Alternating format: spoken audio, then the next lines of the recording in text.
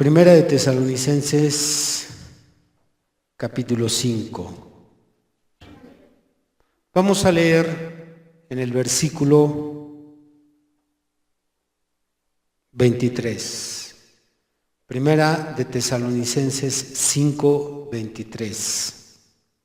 Y el mismo Dios de paz os santifique por completo, y todo vuestro ser, espíritu, alma y cuerpo, sea guardado irreprensible para la venida de nuestro Señor Jesucristo. De ahí nos vamos a Primera de Corintios y vamos a leer en el capítulo 3. Vamos a leer una pregunta nada más. Primera de Corintios 3 y leemos la pregunta del versículo 16. ¿No sabéis que sois templo de Dios y que el Espíritu de Dios mora en vosotros? Bendito el Señor por siempre. Entramos al primer tema de la serie, la conformación del yo. Y este primer tema lleva como subtítulo el cuerpo. Con estos estudios intentaré aportar luz sobre uno de los temas más insondables y más complejos que pueda haber en la doctrina cristiana, que es la constitución del ser humano. Si usted intenta estudiar estos temas sobre lo que es el espíritu y lo que es el alma, va a encontrar muchas discrepancias en las doctrinas evangélicas, en lo que es el cristianismo convencional, ya que se interpreta de diferentes formas y en unas ocasiones hasta opuestas de lo que es el espíritu y lo que es el alma. Aún dentro de los que hemos recibido el mensaje del reverendo William Branham, también hay pequeñas diferencias sobre la interpretación de lo que es alma y espíritu. Entonces, tratar de clarificar estos conceptos de espíritu y alma o la ontología del cuerpo es realmente un reto. Yo voy a hacer lo mejor que pueda para clarificar estos conceptos, esperando no agregar más confusión de la que ya hay. Leímos en 1 Tesalonicenses 5 que el apóstol Pablo nos dice de una manera muy resumida que el ser humano está constituido por tres partes: cuerpo, alma y espíritu. Este es el orden en que lo cita Pablo: cuerpo, alma y espíritu. Después de esta información que Pablo nos da en esta primera carta de Tesalonicenses, no agrega absolutamente más información. Así que vamos a complementar este texto con la interpretación que le da el mensajero de la edad de Esmirna, apologista del siglo II, Ireneo, quien sobre este tema dice lo siguiente. Esto es lo que menciona Ireneo. Por otra parte, si uno prescinde de la imagen material y desprecia el cuerpo, ya no puede decir que habla del hombre, sino de una parte del hombre. Como dijimos, o bien de algo totalmente distinto del hombre, porque ni el cuerpo carnal por sí mismo constituye el hombre perfecto, sino únicamente el cuerpo del hombre, que es una parte del hombre. Ni el alma por sí misma es el hombre, sino que es el alma del hombre, que es una parte del hombre. Igualmente, el espíritu tampoco es el hombre, puesto que se llama espíritu y no hombre. Es la compenetración y unión de todos los elementos lo que hace al hombre completo. Excelente aportación de Ireneo. De una manera más sencilla, lo trae a un nivel de niños y nos explica que cada uno de estos elementos que describe Pablo en 1 Tesalonicenses 5:23, todos conforman, todos constituyen al hombre. Esto usted lo encuentra en el Tratado contra Herejías, libro 5, Enseñanza de las Cartas de Pablo. En base a esto que dice Pablo y a lo que explica Ireneo, podemos decir que somos un ser tripartito. 3 partes constituyen nuestro ser completo. 3 partes, no 3 sustancias. Esto lo vamos a necesitar para los siguientes temas. No 3 sustancias, sino 3 partes constituyen nuestro ser completo. Vamos a estudiar estas 3 partes en orden de afuera hacia adentro. Esto sería cuerpo, luego espíritu y luego alma, en ese orden. Aunque Pablo antecede el alma al espíritu, pero ya en el estudio vamos a acomodar correctamente el orden de afuera hacia adentro. Cuerpo, espíritu y alma. Hoy vamos a comenzar con el cuerpo. Bíblicamente tenemos 3 propósitos de Dios para revestir al hombre de carne. 3 propósitos. El primero, para manifestarnos en este mundo. Segundo, para ser el reflejo de Dios. Tercero, para ser morada de Dios. Vamos a estudiar cada uno de estos 3 propósitos. Para manifestarnos en este mundo, vamos a Hebreos capítulo 2. En la iglesia le da la gloria a Jesucristo. ¿Lo tenemos? ¿Le dan la gloria a Jesús? ¿Creen que Él es digno de gloria? Versículo 14. Hebreos 2, 14. Así que, por cuanto los hijos participaron de carne y sangre, Él, refiriéndose al Hijo de Dios, Jesús, Él también participó de lo mismo, para destruir por medio de la muerte al que tenía el imperio de la muerte, esto es, al diablo. La parte que nos interesa es la primera mitad del versículo 14. Por cuanto los hijos participaron de carne y sangre. Interesante. Si participamos de carne y sangre, es que antes no éramos carne y sangre, sino que llegó un momento en que se nos hizo partícipes de carne y sangre. Antes de esto éramos solo espíritu. Pero en los planes de Dios llegó un momento en que tú y yo tuvimos que participar de un cuerpo. Adán, antes de ser cuerpo, fue espíritu. Génesis nos revela que Adán estuvo aproximadamente 1000 años en la forma espiritual, solo como un espíritu gobernando la tierra. 1000 años gobernando y señoreando los peces, las aves y toda la creación. Es muy común en este tipo de estudios de cómo fue creado, formado el hombre, que se confunda Génesis 1:27 con Génesis 2:7. Génesis 1:27 nos dice que creó Dios al hombre a su imagen. Mientras Génesis 2:7 nos dice, y Jehová Dios formó al hombre del polvo de la tierra.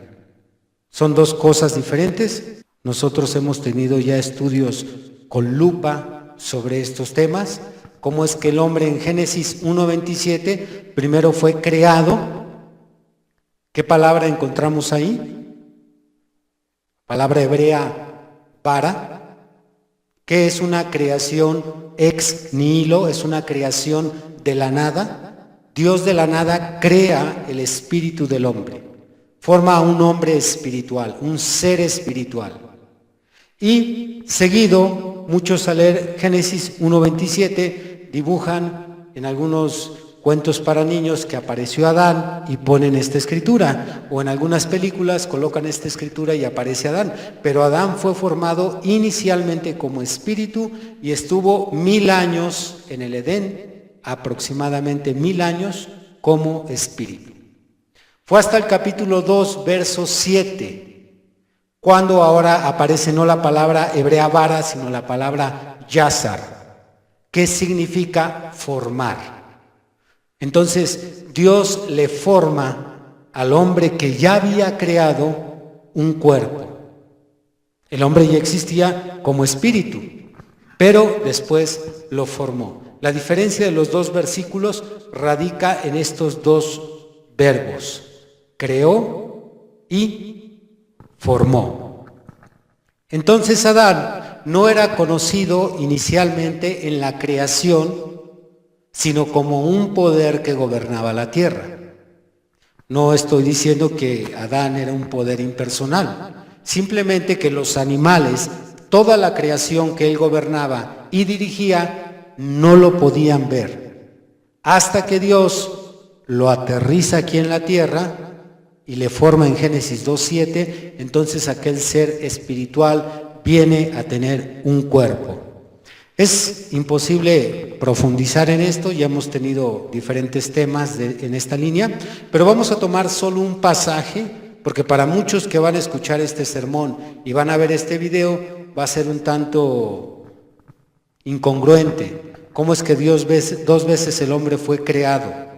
Pero estoy aclarando que no fue creado, solamente fue creado una vez y la segunda vez fue formado. Vamos a sostener esta afirmación con Génesis capítulo 2, verso 4.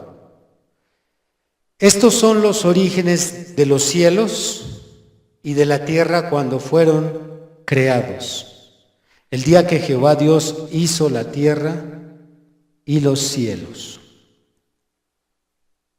Hasta ahí es un resumen, está concluyendo el autor de Génesis, está mencionando todo lo narrado en el capítulo 1 y los siguientes versículos del capítulo 2, del 1 al 3.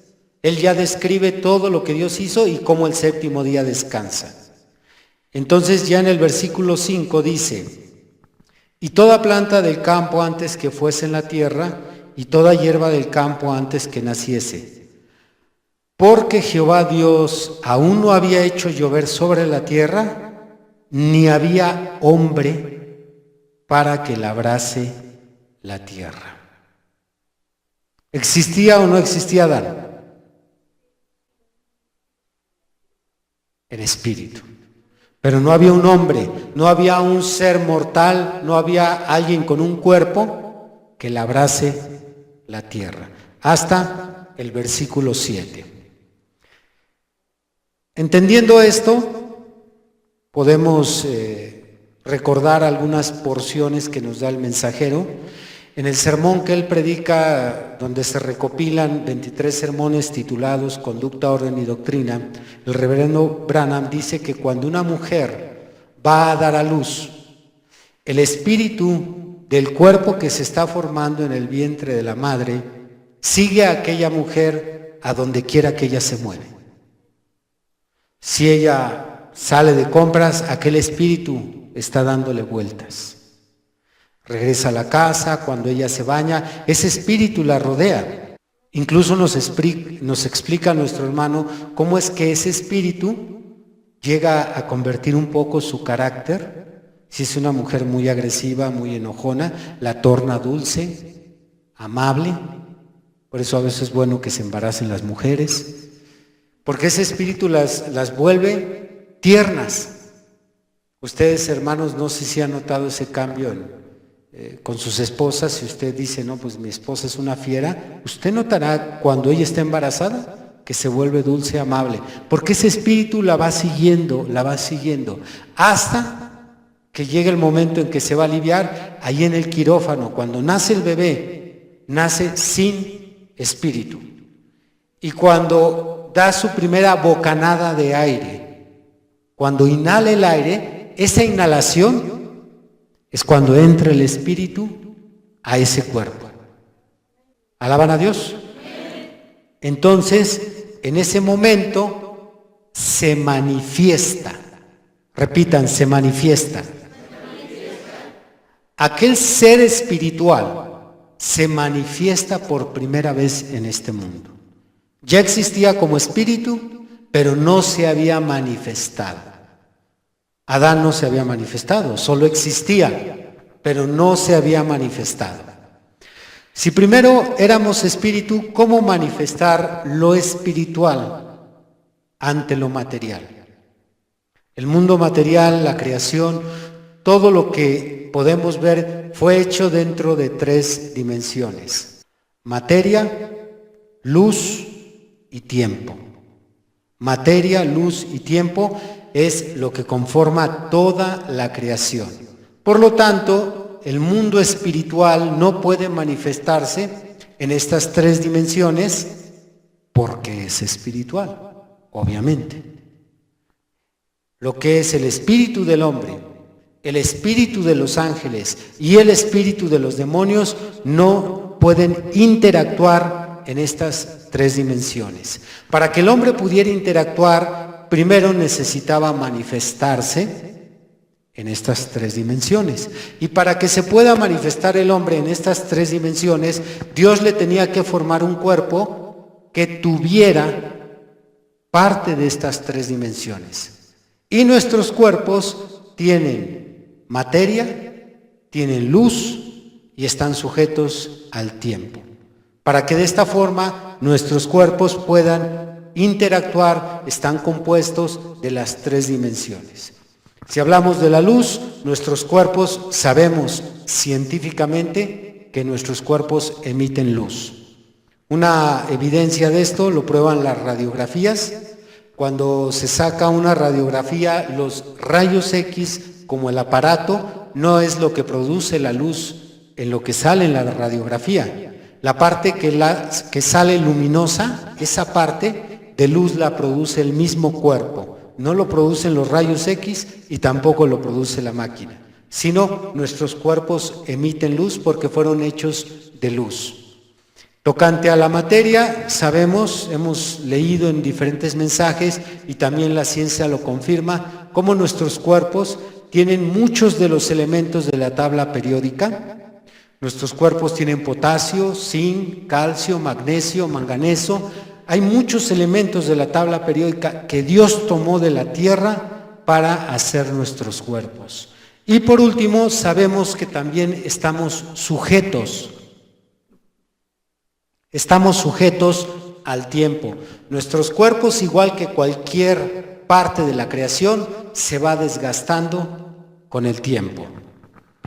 Así que estos cuerpos nos permiten, dentro de estas 3 dimensiones, manifestar a los hijos de Dios. ¿Alaban a Dios? Muy bien, este es el primer propósito. Como se da cuenta, muy sencillo. Ahora sí, pasemos al segundo propósito del por qué teníamos que ser revestidos de carne, para ser reflejo de Dios. 1 Corintios 11, por favor. 1 Corintios 11 nos dice el versículo 7: porque el varón no debe cubrirse la cabeza, pues él es imagen y gloria de Dios. Nada más la mitad del versículo. Pues él es imagen y gloria de Dios. Por eso quise tomar este versículo, porque no solamente es imagen, como dice Génesis 1:27, sino también es la gloria de Dios. El hombre completo, esto es, con su parte corporal, él es la coronación de la creación de Dios. Ustedes recuerdan que hemos estudiado cómo comenzó el Señor a traer la vida, desde lo que es la vida botánica, la vida animal acuática, la vida terrestre, y termina con el hombre. Y el hombre es la fase final en Génesis 1:26 y 27, pero no es la coronación, sino hasta el capítulo 2, versículo 7. Ahí Dios corona su creación, cuando Adán le da un cuerpo. El hombre completo revelaría los atributos del Creador, pero solamente en su forma completa. Adán estaba completo a imagen de Dios y gloria de Dios hasta que recibió su cuerpo. Porque como espíritu Él no podía revelar ni transmitir todos los atributos comunicables de Dios. Solo como espíritu pudo transmitir algunos atributos, pero fue hasta que Él recibió su cuerpo cuando Él pudo comunicar todos los atributos divinos de Dios. Como espíritu, el hombre solamente comunicó ciertos atributos. Usted ha de recordar que Dios va desplegando sus atributos de acuerdo a su plan. Pero el hombre, como imagen y gloria de Dios, quien iba a reflejar a Dios en esta tierra, porque el hombre iba a ser la gloria de Dios en la tierra, Dios iba a continuar siendo la gloria en los cielos. Entonces, Él necesitaba forzosamente el cuerpo para reflejar y comunicar en su totalidad los atributos divinos.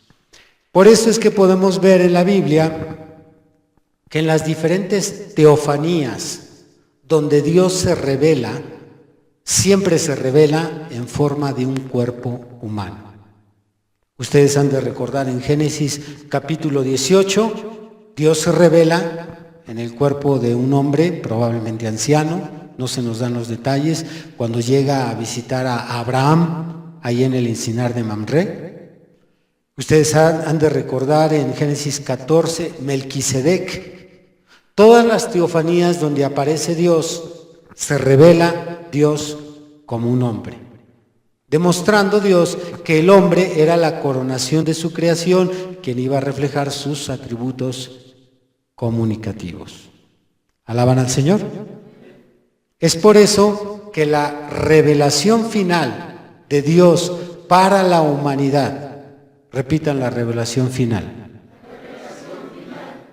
porque Dios se vino revelando desde un principio a través de los patriarcas. Se vino revelando después a través de los jueces y después se reveló a través de los profetas. Pero no fue una revelación total. Todos ellos no comunicaban en su totalidad sus atributos. Así que hasta que llegó el momento en que vino Jesucristo, ahí tenemos la revelación completa de Dios y aparece dicha revelación como un hombre. Colosenses 1:15, por favor.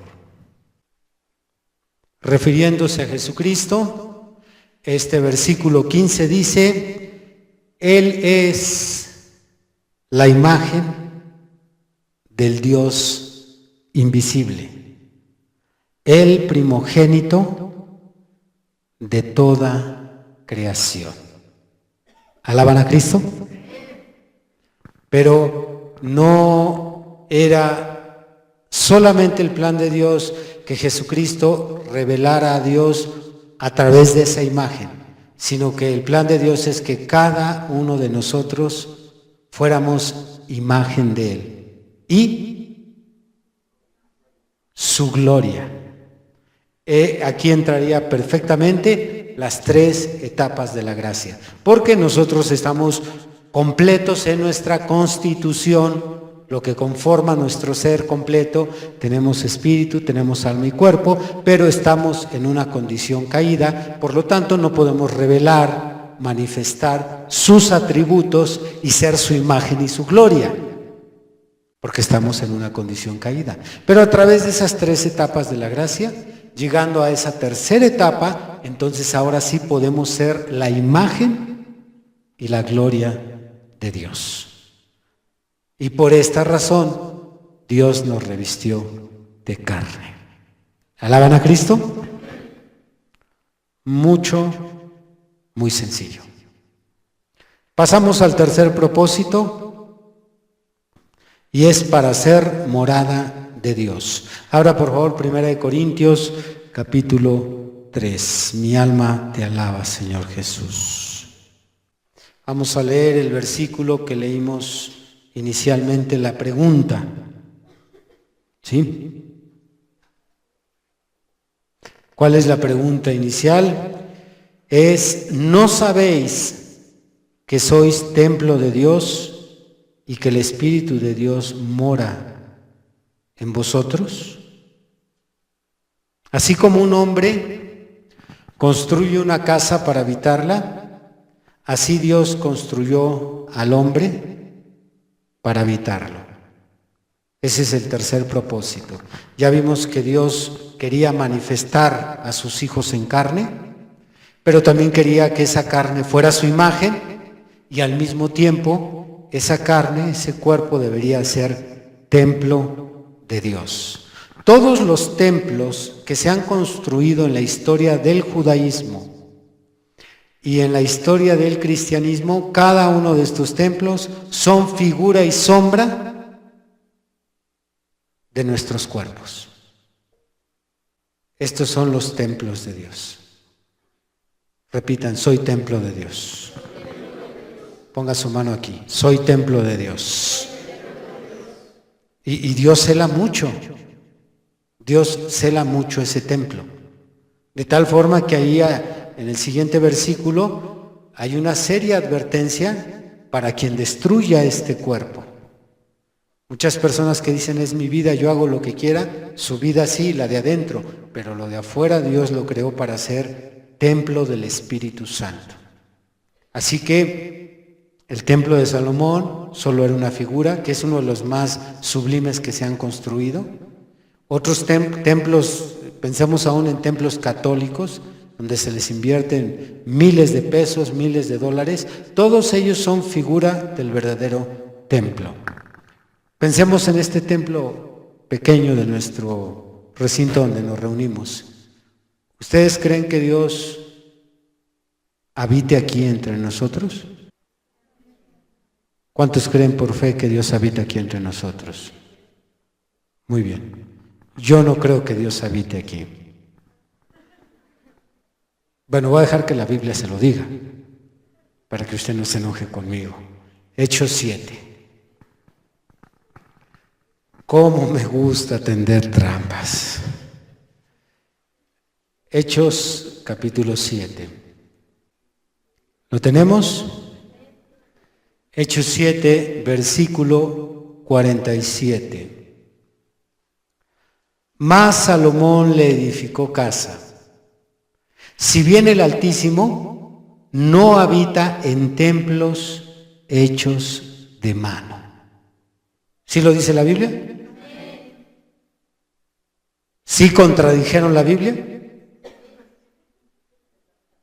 ¿Sí se arrepienten? Muy bien, vamos a leerlo nuevamente. Mas Salomón le edificó casa, si bien el Altísimo no habita en templos hechos de mano, como dice el profeta. El cielo es mi trono y la tierra el estrado de mis pies. ¿Qué casa me edificaréis? Dice el Señor, ¿o cuál es el lugar de mi reposo?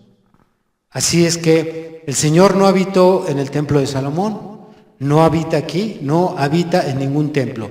Él nos visita. Él se encuentra con nosotros, pero Él no habita, Él no vive, una palabra más coloquial, Él no vive en estos templos hechos de piedra. Los templos que Él quiere habitar y morar son estos templos. Él, en una ocasión, en este siglo XX pasado, Él entró a habitar en un templo de un joven llamado William Branham. Él se justificó, se santificó, llegó a la estatura del varón perfecto y en una total santidad Dios vino y habitó dentro de él. Él no habita en medio de piedras, Él habita en aquellos cuerpos que Él diseñó para que fueran morada de Él. ¿Cuántos creen por fe que Dios habita aquí? Levanten la mano. Ya. Van aprendiendo. ¿Cuántos creen que Dios nos visita aquí en nuestros cultos? Ah, correcto.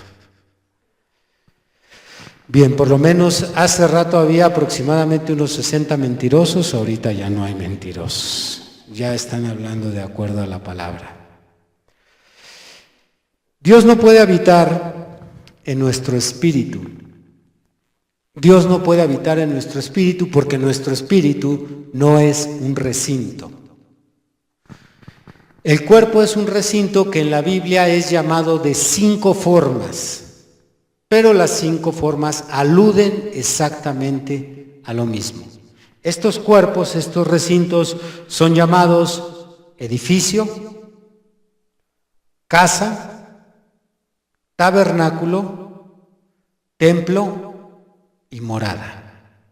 Usted encontrará en diferentes escrituras cómo es que la Biblia, haciendo alusión a que estos son recintos de Dios, en unos pasajes les llama casa, en otros tabernáculo, en otros morada, pero apuntan exactamente a lo mismo. Vamos a leer solo un versículo, pues usted puede leer más en casa. Vamos a leer, por favor, Hebreos capítulo 2, y la iglesia le da la gloria a Jesucristo. ¿Alaban a Dios? Hebreos 3, versículo 6. Pero Cristo, como hijo sobre su casa, la cual casa somos, nosotros sí retenemos firme hasta el fin la confianza y el gloriarnos en la esperanza. Y usted encontrará diferentes pasajes, versículos que hacen alusión a que nosotros somos un recinto del Espíritu Santo.